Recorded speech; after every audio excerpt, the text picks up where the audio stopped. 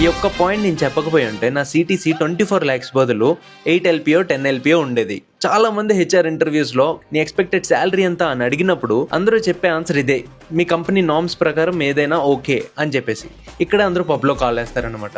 మీరు first of all ఏం చేయాలంటే అప్పటికప్పుడే లేదా ఆ ముందే మీరు ఆ శాలరీకి మార్కెట్లో యావరేజ్ సిటీసీ ఎంత ఉంది అనేది మీరు క్యాలిక్యులేట్ చేయాలి. సో నాకు 8 LPA వచ్చినా పర్లేదు, బయటికి వెళ్ళి బెంగళూరులో ఉండొచ్చు, లేదా 10 LPA వరకు వస్తే సూపర్ అని చెప్పేసి నేను నా బ్రెయిన్లో ఉండేది. కాకపోతే ఎందుకు మనము ఎక్కువ అడగకూడదు అని చెప్పేసి మార్కెట్ అదే రీసెర్చ్ చేసి నేను ఏమడిగానంటే నాకు 15 LPA ఎక్స్పెక్టేషన్ ఉంది అని చెప్పేసి చెప్పా.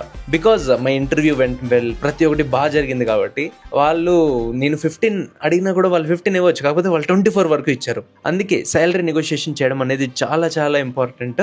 ఇన్ హ్యాండ్ పెంచలేకపోతే వేరియబుల్ అడగండి, వేరియబుల్ ఇవ్వలేకపోతే ఈ సాప్స్ గురించి అడగండి. అండ్ ఇప్పుడే శాలరీ అని చెప్పేసి కమెంట్ చేస్తే నువ్వు ఫాలో అవ్వాల్సిన ఆన్సర్ అనేది నీ డిఎంలో పంపిస్తాను, మిస్ చేసుకోవద్దు. ఫాలో చేసుకో, లేకపోతే డిఎంలోకి రాదు. మీ ఫ్రెండ్స్ కూడా షేర్ చేయి ఎవరైతే తక్కువ శాలరీ ఎక్స్పెక్టేషన్స్తో వెళ్ళిపోతున్నారో.